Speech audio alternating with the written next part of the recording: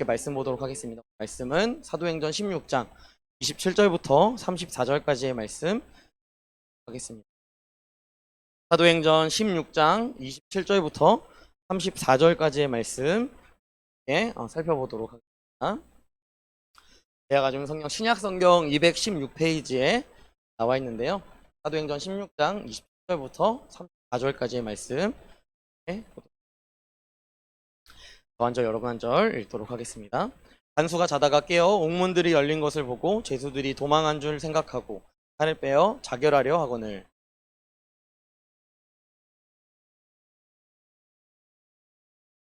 간수가 등불을 달라고 하며 뛰어들어가 무서워 떨며 바울과 실라 앞에 엎드리고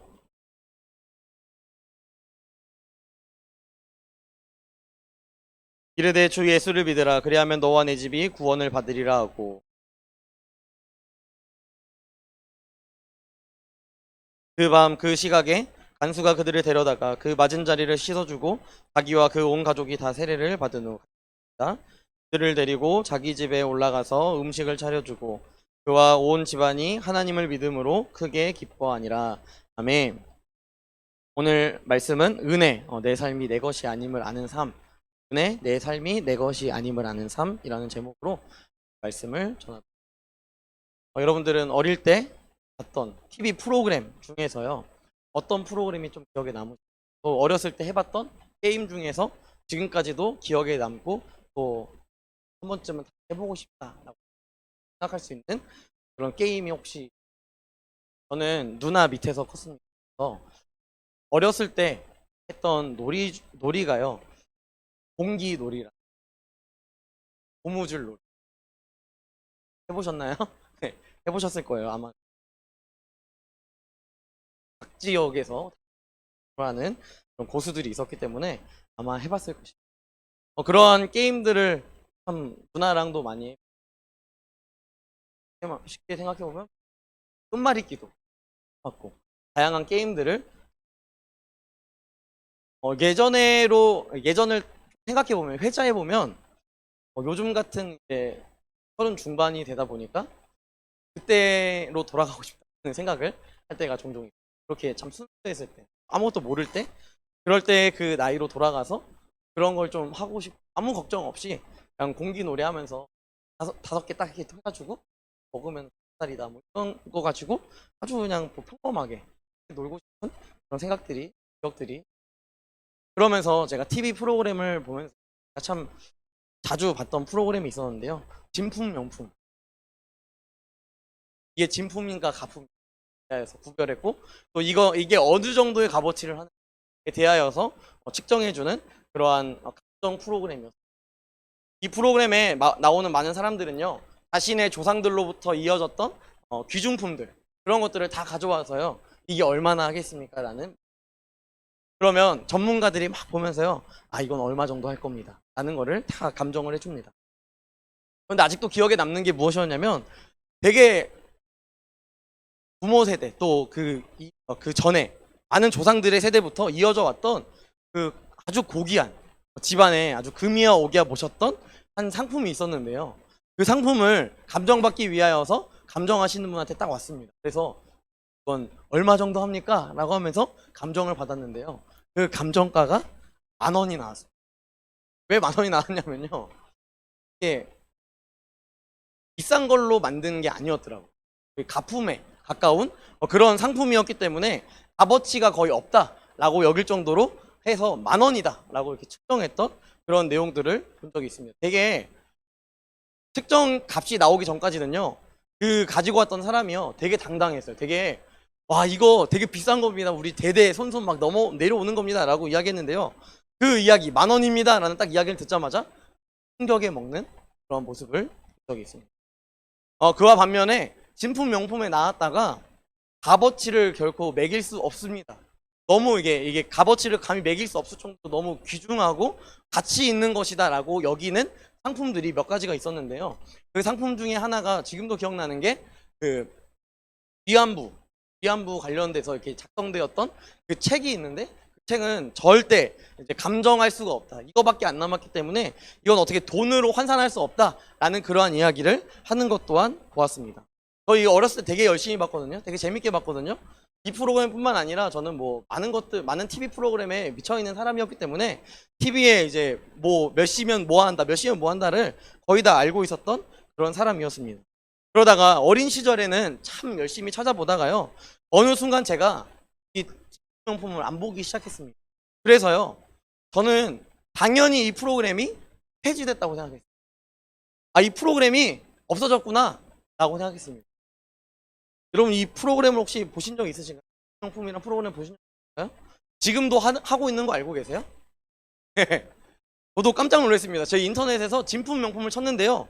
아직도 하고 있더라고요.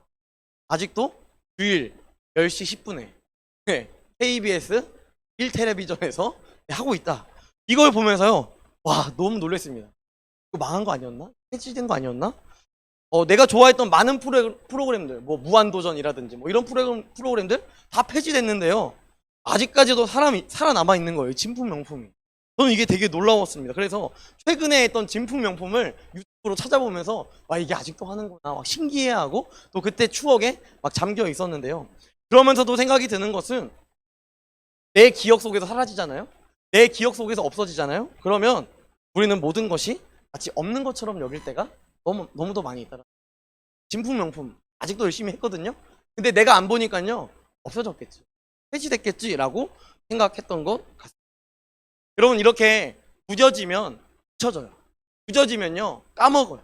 여러분 이런 것처럼 우리 안에서 우리의 인생 가운데 신앙도 또 은혜도 마찬가지예요.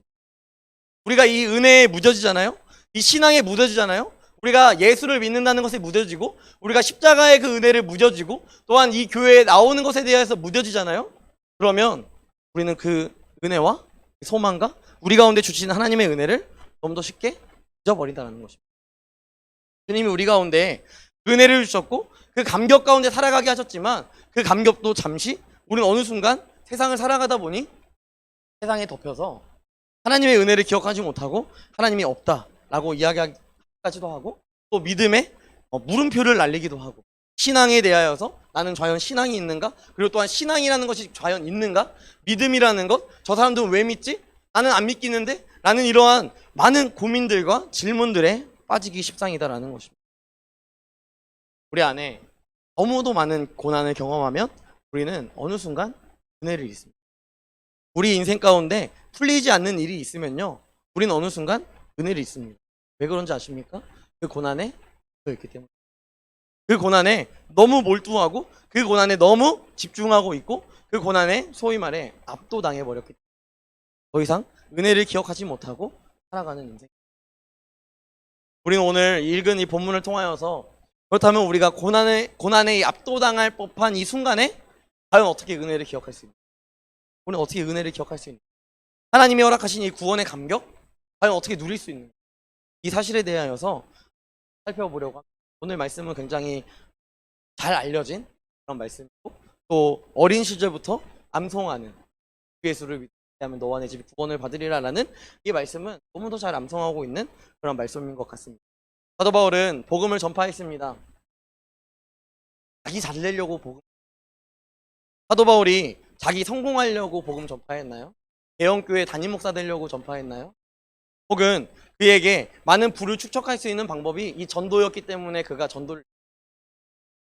그는 아무 그러한 자신이 전도하고 전파하는 것에 있어서 그러한 리스트, 소위 말해 지금 말할 수 있는 명예, 돈, 그리고 세상 사람들이 원하는 그 무언가가 나에게 채워지는 것으로 인하여서 기뻐서 복음을 전파하는 것이 아니라 이 복음이 얼마나 가치 있고 이 복음이 얼마나 기쁘고 이 복음이 얼마나 감격적인지를 알았기에 그가 계속해서 감옥에 갇힐지라도 복음을 전파하고 있다는 것입니다. 또한 우리가 성경 말씀을 보면 자기가 자기의 돈을 벌어가면서 텐트 메이커의 역할을 하면서 그러면서까지 복음을 전파하는 인생을 볼 수 있다는 것이죠.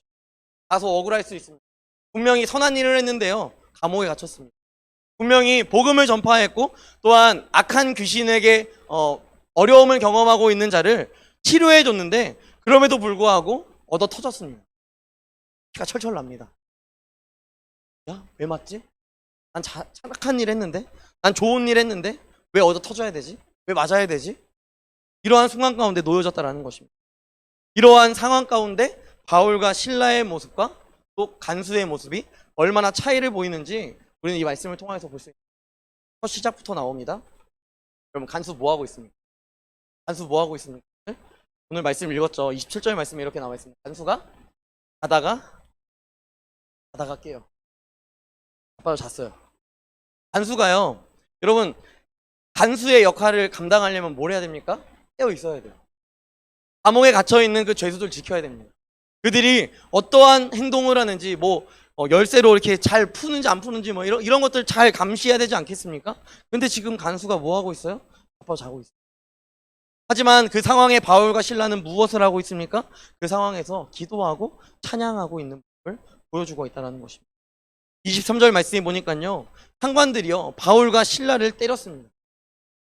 진짜 막 거침없이 때렸습니다. 그러고 난 이후에 감옥에 가뒀습니다. 그때 이 간수에게 명령했습니다. 든든히 지켜라.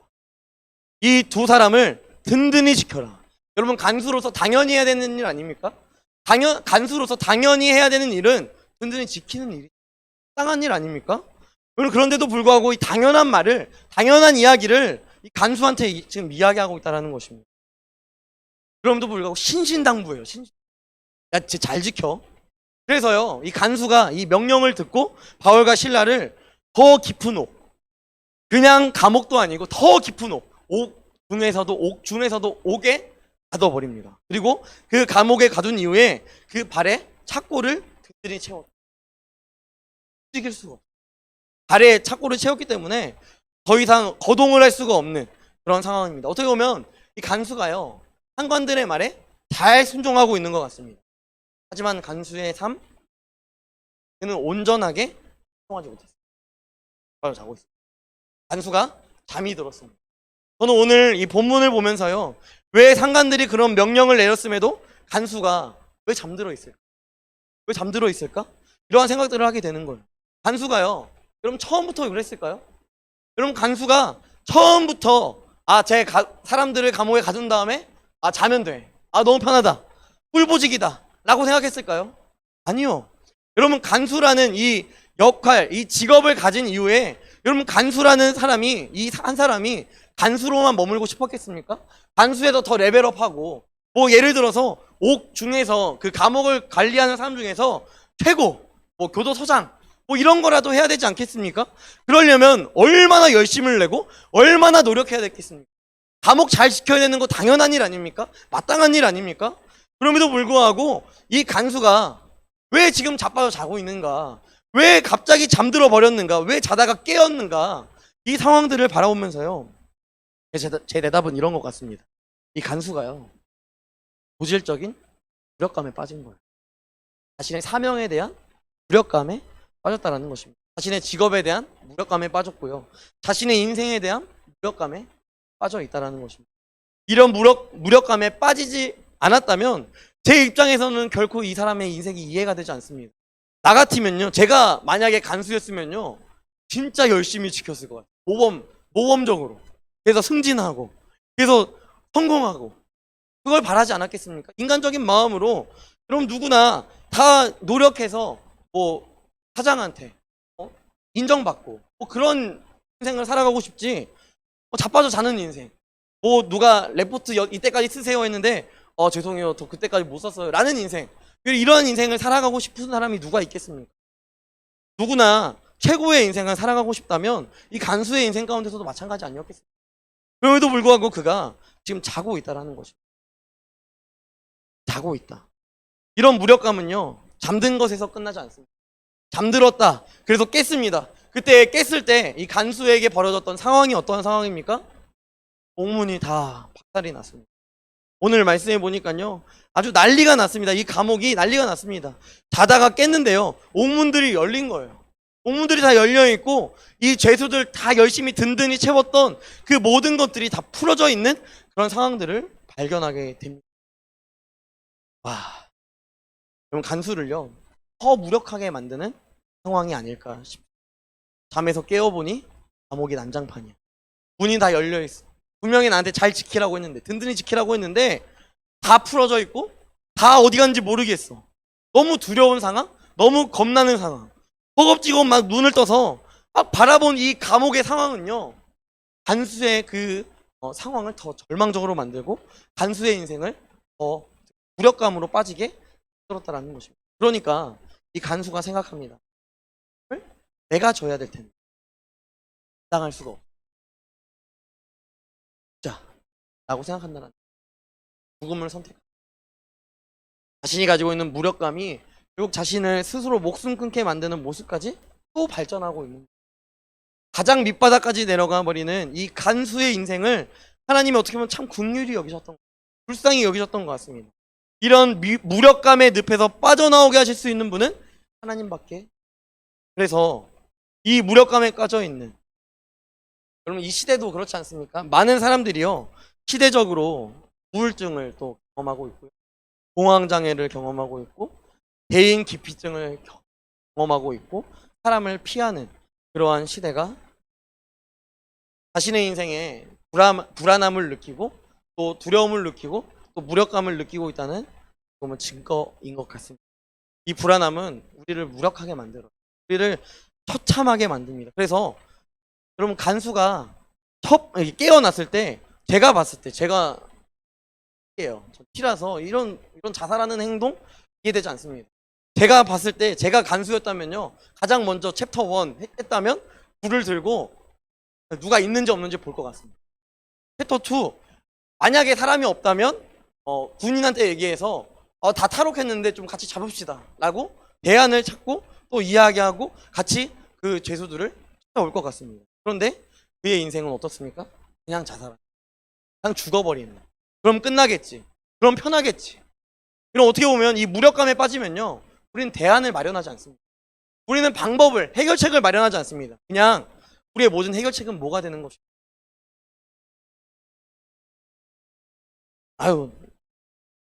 이러한 무력감에 빠지니까요, 내 생명조차 귀한 것으로 여기지 않는 인생이 되어버렸다는 것입니다. 결국은 이러한 무력감이요, 내 인생을 계속해서 부정적인 인생으로 살아가게 하는 거예요. 내 인생에 긍정적인 말이 한마디도 없습니다. 안 될 거야. 그걸 뭐 해서 뭐해. 그거 안 돼, 그거. 무조건 이러한 이야기들만 우리 안에 계속해서 내어놓는다. 대안이 없어요.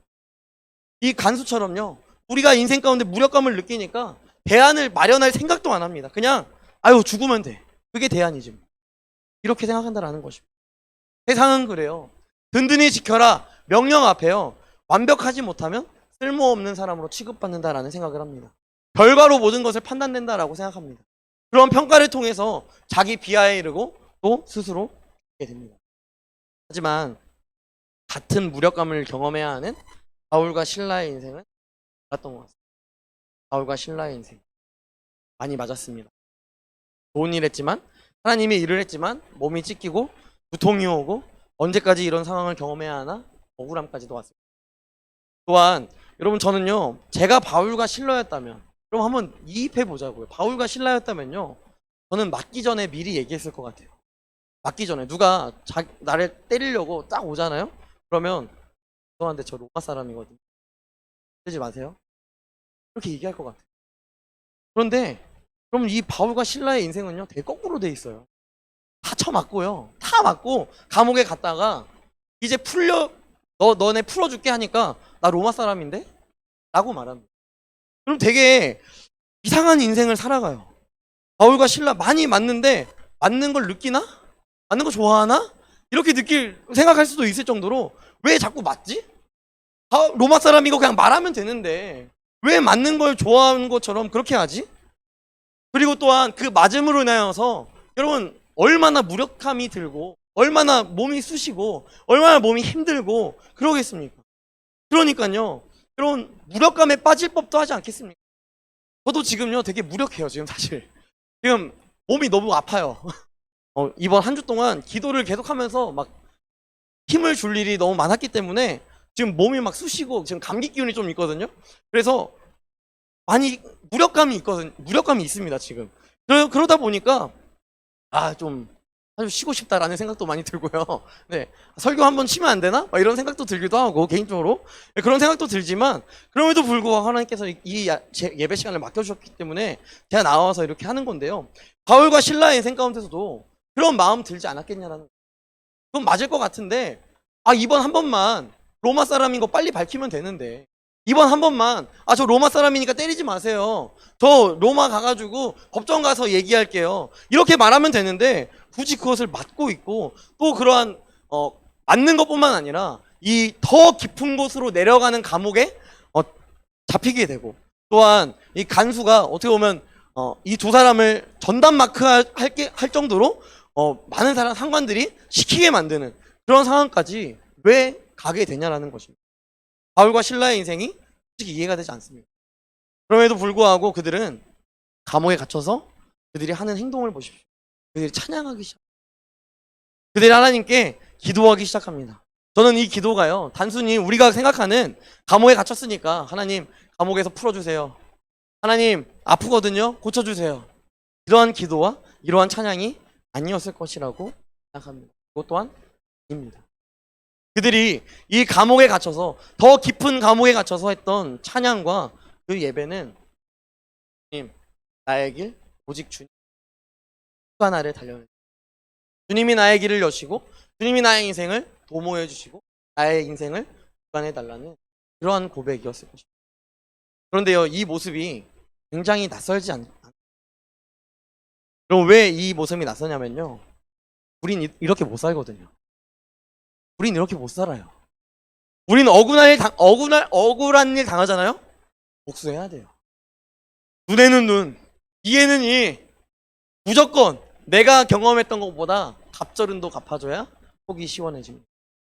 내가 느낀 수치와 모멸감, 너는 2배로 갚아. 여러분, 이러한 마음이 우리 가운데 있지, 이러한 생각이 우리 가운데 있지 않습니까? 그렇다면 바울과 실라는 그들에게 무엇이 있었기에 감옥 안에서 기도할 수 있었나? 그 사람은 세상의 말이 아니라 하나님께 집중하고 있었고, 그들의 모든 인생을 하나님께 맡겨드리는 또한 인생이었기. 그래서요, 무력감을 느끼는 느낄 법한 순간에도요, 그들은 무력감을 느낄, 그 말 앞에 집중할 필요가 없는 거예요. 맞는 그 상황이 집중될 필요가 없는 거예요.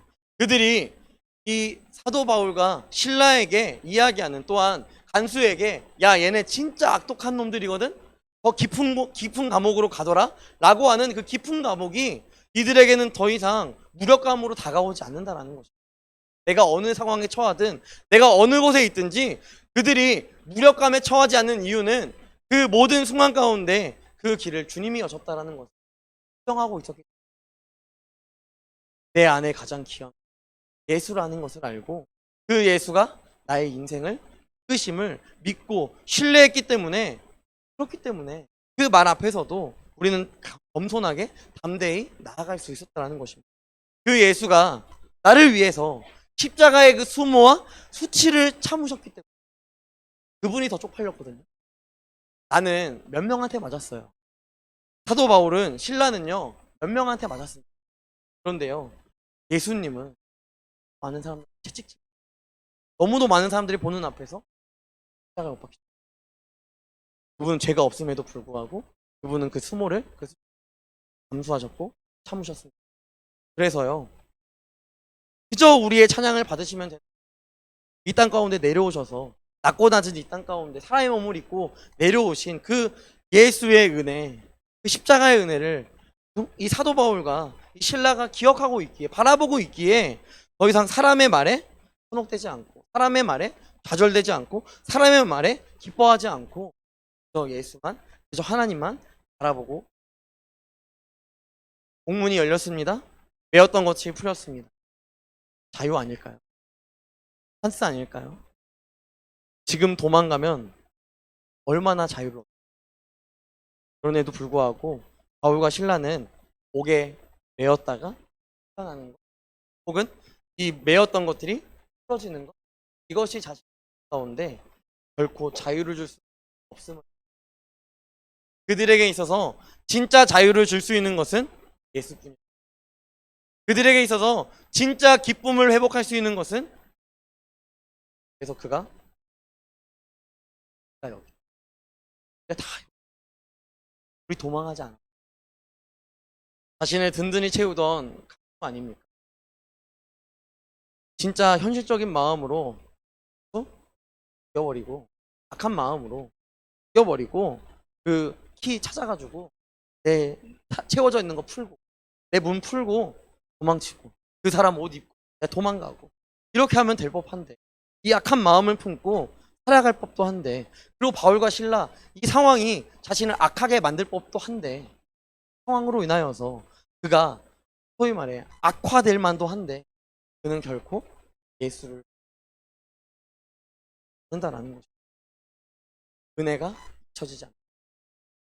예수의 그 은혜가 지금도 자신의 인생 가운데 영향력을 얻고, 감옥에 있을지라도 십자가의 영향력이 사라지지 않는다. 그래서 예배하는 거예요. 그러면 찬송가에 이런 가사가 있습니다. 날 대속하신 예수께 내 생명 모두 드리. 우리가 이렇게 찬양하지만 그게 우리의 인생 아니에요. 우리가 왜 은혜를 잊습니까? 왜 신앙에 침체가 찾아옵니까? 세상의 말에 우리가 이미 세상에 소망을 두고 그 말이 나의 인생 가운데 소망이라고 느끼기에 세상이 말하는 기절 앞에서 다 기절하는 거고, 세상이 보여주는 기준이 안 된다면 지는, 세상이 바라보는 세상이 말하는 이 정도는 보통이야, 이 정도는 당연히 해야지라고 하는 그 기준에 부합하지 못하면 서로 목숨. 이게 우리의 인생이. 여러분의 인생에 고난은요, 오늘 말씀처럼 갑자기 큰 지진이 발생하듯 여러분들 가운데 나타납니다. 그렇다면 우리 가운데 반드시 기억해야 될 말씀이 로마서 말씀입니다. 로마서 말씀을 통하여서 우리에게 이렇게 말씀하시는 것 같아요. 세상에 어떠한 것도 환난이나 적이나 어떠한 것도 그리스도 예수의 사랑에서 어떤 의미냐? 하나님은 우리를 향한 시선을 결코 거두지 않는다라는 말이에요. 그런데 우리가 하나님의 시선을 외면하고 세상의 시선을 바라보고 있고, 하나님의 그 말씀이 아니라 세상의 말에 더 귀 기울이고 있기 때문에 세상에 어떠한 것이 없으면 거절하고, 말씀이, 그럼 오늘 말씀을 통하여서 우리가 바라볼 수 있는 것은요, 아모스 선지자의 말이 이 시대 가운데 명확하게 드러나는 것 같습니다. 우리가요, 죽고 사는 것이 양식이 없고 배고파서 죽고 사는 게 아니라는 거예요. 아모스 선지자가 이야기하는 것은 배부르고 배고프고 뭐 이런 것들 때문에 사람이 죽고 살고 하는 것이 아니라, 우리에게 있어서 진짜 죽고 살고의 문제는 하나님의 말씀이 있고 없고의 문제. 말씀이 있고 없고의 문제. 아모스 8장 3절의 말씀에 나오는 그 말씀, 우리가 그 말씀을 바라볼 때 말씀 가운데 우리가 기억해야 할 것은, 우리 가운데 정말 어떠한 말씀이, 정말 하나님께서 우리 가운데 오늘도 말씀하시고 우리에게 늘 말씀하시기 원하시고, 또한 우리 가운데 가장 선한 길로 인도하시기 원하시는데, 우리가 어디에 시선을, 유튜브 한번 보면요, 알고리즘이라는 이 무서움으로 인하여서 내가 보고 싶은 것들 하나 보잖아요. 그럼 계속 떠요. 그러면 유튜브 창에만 들어가면 계속 그게 나옵니다.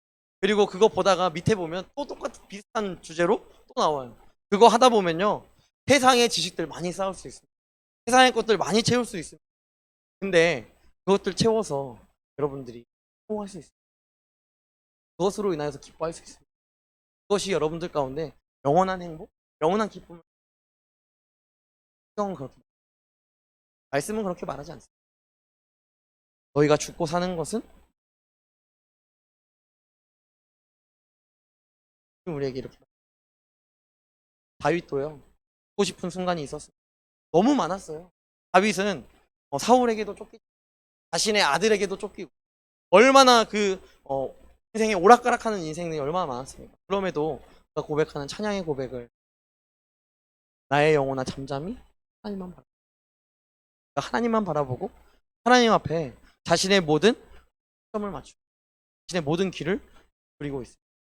세상의 음성, 주변에 있었던 많은 군 사령관과 많은 사람들이요, 사울 지금 뒤입니다.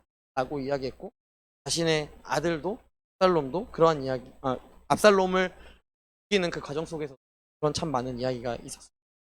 그럼에도 불구하고 다윗 하나님 앞에 모든 시선을 맞췄지 그 인간됨의 모든 걸 맞추지 않았다는 거예요. 그래서 오히려 그들을,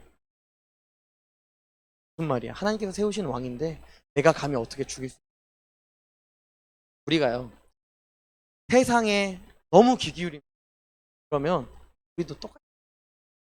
많은 사람들이 말하는 이게 맞는 말입니다. 이게 정확한 겁니다. 그냥 사울 무방비 상태니까 지금 죽입시다 라는 말에 우리는 다윗처럼 하나님이 세우신 왕인데 어떻게 그럴 수 있느냐가 아니라, 그래? 찬스네? 하나님께서 기회 주셨네? 죽여버리자 라는 사람으로 밖에 없다는 것입니다. 세상에 하나님의 말씀에 하나님을 바라, 하나님은 우리를 계속 바라보죠. 하나님은 우리를 향하여서 얼굴을 드셨습니다. 근데 우리가 그 얼굴을 하나님께 들고 있기 때문에 하나님께서 우리 가운데 일하시, 우리의 모든 고개를 들고 우리의 모든 시선을 맞추고 시선들이 되기를. 단수는 바울과 신라의 모습을 봤습니다. 그럼 어떻게 보면 현실적으로 봤을 때 간수가 울어야 되는 게 아니라, 간수가 자살하려고 하는 게 아니라, 간수가 슬퍼해야 되는 게 아니라 바울과 신라가 슬퍼해야 되는 상황 아니겠습니까? 도망칠 수 있는 상황에 못 도망쳤다. 너무 아쉬워 라고 하면서 오히려 바울과 신라가 슬퍼해야 하고 우울해야 하고 낭망해야 하는데, 오히려 이 간수가 더 무력해하고 우울해하고 있는 그 모습을 오늘 말씀을 통하여서 따라는 것입니다. 이런 상황에서 또한 오히려 간수를 위로하는 자가 바로 바울과 신라가 됩니다. 그럼 이런 상황에 처하니까요, 간수의 모습, 간수의 인생이 변합니다. 간수는 처음에 바울과 신라를 봤을 때 아마 죄인이기 때문에 되게 거칠게 다뤘어요. 연기가 잘 안 되지. 야, 너 일로 와! 해가지고 막 들러 넣고, 너 말 안 들을 거야? 때리고. 이러한 행동들을 막 하면서 바울과 신라를 조롱하기도 했고, 뭐 이런 행동들을 많이 보여줬어요. 하지만 이제는 간수는 바울과 신라가 자신의 생명의 은인일 뿐 아니라 자신의 생명을 구원할 수 있는 무언가가 있고 나와는 다르고 하는 사실을 인정하게 됩니다. 죄인이지만 얻어맞았지만 그들 안에 있었던 그 소망이요, 안으로만 나타나는 것이 아니라 겉으로 표출되니까 이 간수가 자신이 더 어떻게 보면 떵떵거리면서 할 수 있는 그 상황과 자리 아니겠습니까? 그럼에도 불구하고 이 인생의 역전이 나타나고 관계의 역전이 나타난다는 것입니다. 간수의 모습을 보십시오. 29절 말씀에요, 바울과 신라 앞에 그가 엎드립니다. 그가 엎드려요. 여러분, 간수가 죄인 앞에 엎드립니다. 이게 말이 됩니까? 어떻게 죄인에게 간수가 엎드립니까? 막 때려가지고 명령 지키게 하고 이러한 행동을 해야 되는데 바울과 신라 앞에 엎드립니다. 30절 말씀해 보십시오. 그들을 데리고 나가서 하는 말이 무엇입니까? 선생들이요. 선생들이요. 한낱 죄수에 불과한 이 바울과 신라를 이젠 선생들이요 라고 표현하고 있습니다. 상황은 크게 달라지지 않았잖아요. 간수와 죄인, 뭐가 달라졌습니까? 그럼에도 불구하고 그들의 입장은 달라졌습니다. 선생들이요. 간수가 바울을 지키고 있는 입장 아니었겠습니까?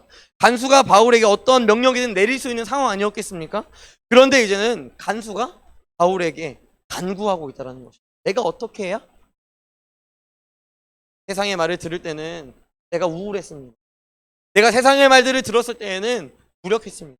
내가 세상의 것들을 다 지키며 살아갈 때에는 외로웠고, 또한 그것들을 다 지키며 살아가다 보니 고통뿐이었습니다. 이런 고통에서 어떻게 하면 벗어날 수 있습니까?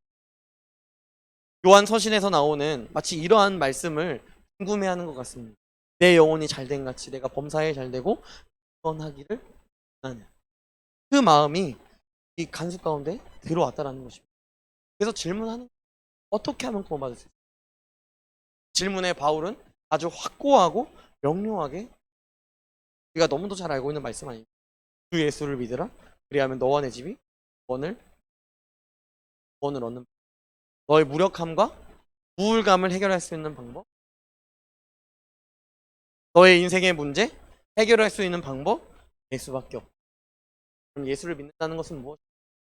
이 시대 가운데, 이 사도행전의 시대 가운데 예수를 믿는다는 것은 무엇? 예수의 십자가를 이제는 의지하겠다는 건 아니에요. 로마 사람들은 문화적으로 또 고정관념으로 십자가는 형벌이었고 최악의 죄인들만 못 박히는 사형 제도라고 느꼈는데, 그 십자가를 지신 예수를 통해 구원을 받는 거예요.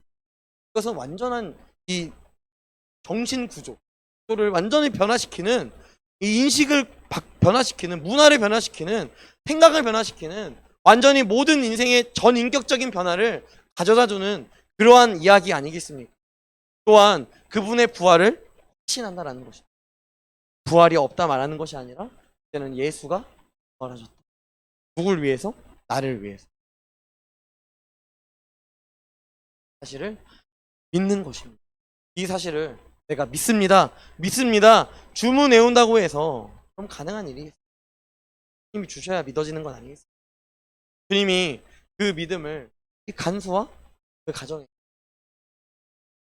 그래서요 엄청난 놀라운 예수를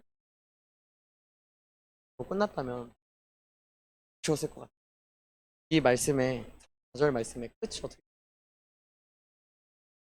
그들의 인생 무력감밖에, 그들의 인생은 우울감밖에 없었는데, 그들의 인생은 절감밖에 없, 물밖에 없었는데, 그들의 인생 가운데 예수가 들어오고 예수를 믿고 예수를 받아들이고 예수로 살아가니까 그들의 인생 가운데 변화된 거, 가장 두드러진 특징, 빠져 자던 상황 달라지죠. 똑같아요. 하고 예수로 인하여서 기뻐하고 기억하고 있다는 것입니다. 왜 우리가 기뻐하죠?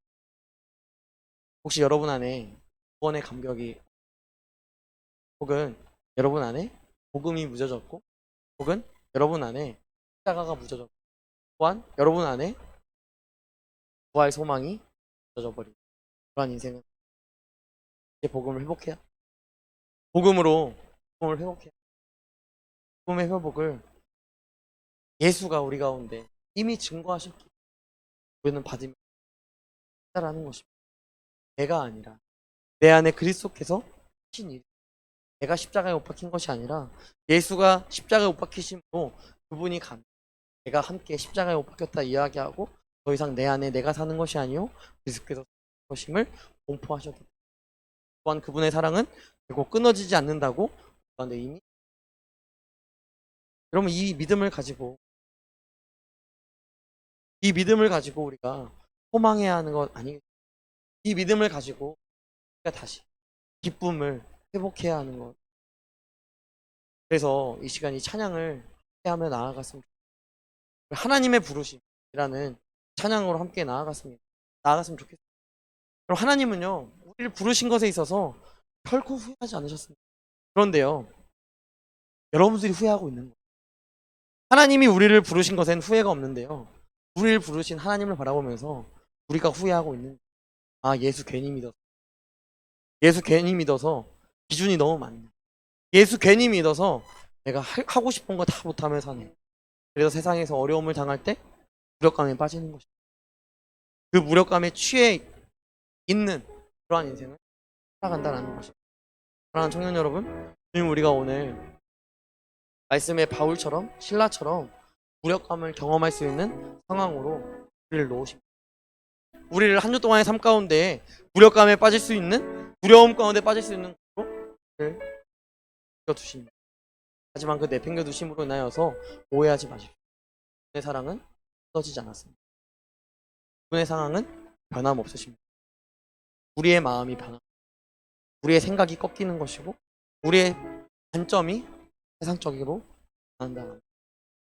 그렇기 때문에 그 한결같으신 은혜에 우리가 화답하며 그 은혜를 잊지 않고 내 인생이 나의 것이 아니라 하나님의 것임을 고백하며, 내가 감옥에 있든 더 깊은 옥에 갇히든 내가 엄청난 것들에 매여 있든 어떠한 것에 매여 있든 나를 자유하게 하시는 그 주님의 부르심 앞에 아멘하며 겸손하게 나아가는 범선하게 시간 함께 이 찬양으로 하나님의 부르심 고백하며 찬양하겠습니다.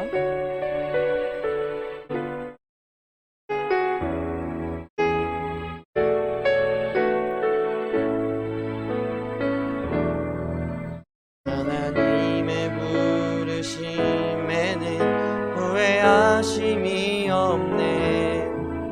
내가 이 자리에 선 것도 주의 부르심이라.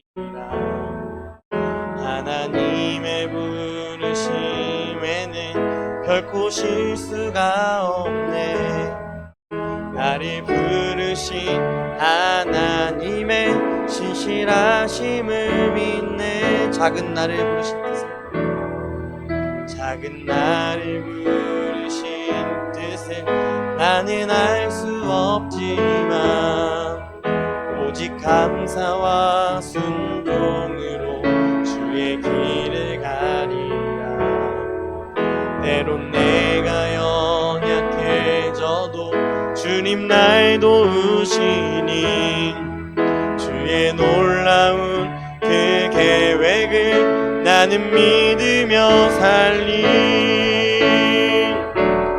날 부르신 뜻 내 생각보다 크고 날 향한 계획 나의 지혜로 측량 못하나 가장 좋은 길로 가장 완전한 길로 오늘도 날 이끄심 믿네. 날 부르신 뜻, 날 부르신 뜻 내 생각보다 크고 날 향한 계획 나의 후회로 측량 못하나 가장 좋은 길로 가장 완전한 길로 오늘도 날 이끄심 믿네. 시간 함께 기도했으면 좋겠는데요. 여러분, 우리가 하나님을 신뢰하지 못하는, 하나님을 전적으로 의지하지 못하는 이유는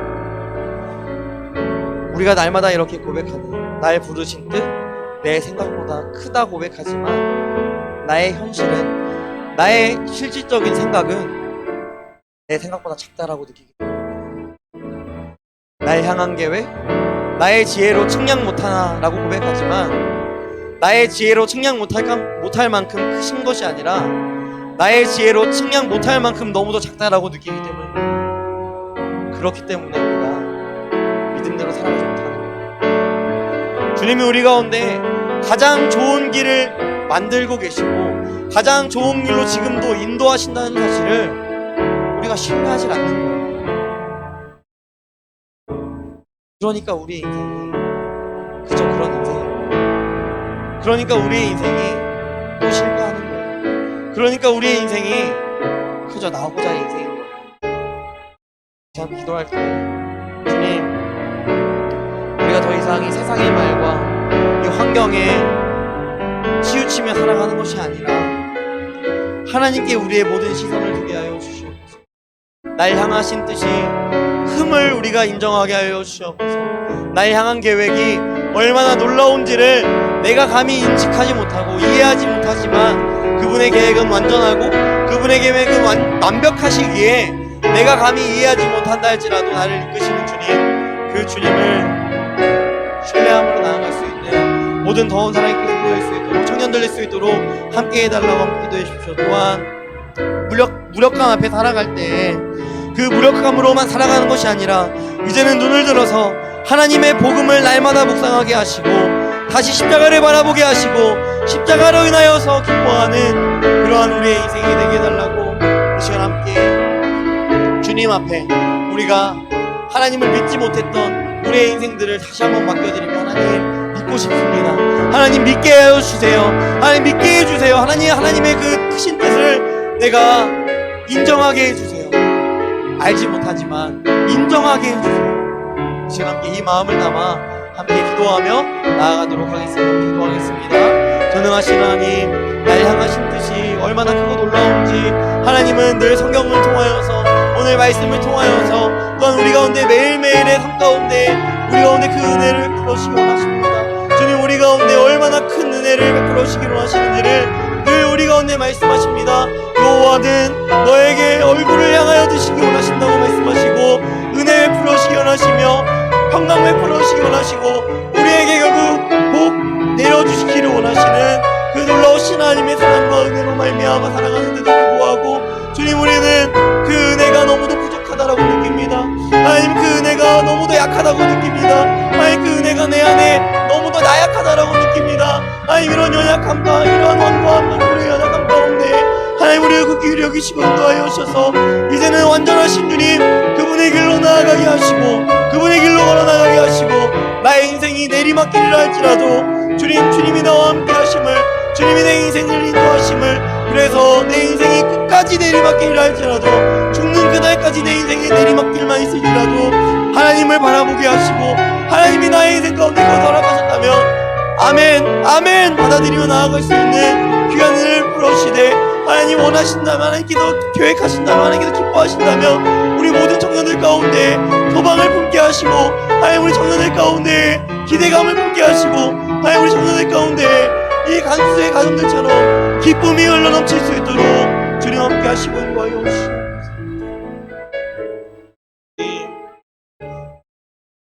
결국은 우리가 예수를 믿지 못하기 때문에, 결국은 우리가 하나님을 정적으로 신뢰하지 못하기 때문에 우리 안에 나타나는 이 두려움과 불만족스러운 상황들과 염려와 걱정되는 상황들을 바라보면서 우리는 그저 우울하고, 우리는 그저 무력하고, 우리는 그래서 스스로의 목숨을 끊기고 마약을 하기도 하고, 내가 원하는 거, 내가 기뻐할 수 있는 거, 잠시 잠깐의 기쁨을 위하여서 유튜브를 보기도 하고 다양한 모습들을 보여줍니다. 하지만 하나님, 그것들이 결코 이 사도 바울과 신라의 인생에 어떠한 영향력도 끼치지 못했던 것은 진리가 우리를 자유케 하신다는 그 주님의 말씀이 우리 가운데 있기 때문입니다. 하나님, 주님으로 자유하게 하여 주시옵소서. 그리하여서 우리의 인생이 오히려 내리막길이라 할지라도 그 내리막길의 인생 가운데 주님 나와 함께 하심으로 인하여서 그것으로 만족하는 인생 되게 하시고, 주님이 나의 인생 가운데 또한 원한다면, 하나님께서 계획하신다면, 또한 하나님께서 은혜 베풀어 주신다면, 하나님 우리 모든 청년들이 세상에서 나아갔을 때에도 하나님 앞에 정말 온전한 자로 세워지게 하시고, 정말 세상 앞에서도 정말 본을 보이는 귀한 인생들 될 수 있도록 주님 함께 하시고 인도하여 주시옵소서. 그래서 은혜를 아는 자의 삶을 살아가게 하시고, 예수 그 이름의 소망을 품고 십자가 그 형벌의 방법들이 나에게 있어서는 구원의 방법이 되는 귀한 은혜가 있을 수 있는, 우리의 인생을 변화시키는 인식의 변화가 있을 수 있는 귀한 은혜가 있게 주님께서 붙잡으시고 또한 인도하여 주시옵소서. 사랑하는 청년들의 머리머리 위에, 주님께서 모든 청년들의 머리머리 위에 하나님의 은혜가 충만할 수 있도록 인도하여 주시고, 이번 한 주 예수를 믿게 하여 주시옵소서. 예수를 믿게 하여 주시옵소서. 예수를 믿게 하여 주시옵소서. 이 믿음으로 주를 살아갈 수 있도록 하여 주시옵소서. 지금은 우리 주 예수 그리스도의 은혜와 하나님의 사랑하심과 성령님의 인도하심이 각자의 인생 가운데 무력감이 들고 두려움이 들고 전혀 기뻐할 수 없는 인생을 살아가고 있는 우리의 인생 가운데 주님이 참된 빛으로 오셔서 보아라 말씀하시고, 진리 안에서 자유케 하는 그 자유로 말미암아 우리가 항상 하나님을 바라보며 하나님을 앙망하며 나의 모든 환경이 변한다 할지라도 그분을 신뢰하며 그분의 크심을 바라보기로 소망하는 거원 하나님께 모든 사람들의 머리머리 위에 지금으로부터 영원 무궁토록 함께 하시기를 간절히 축원하옵나이다. 아멘.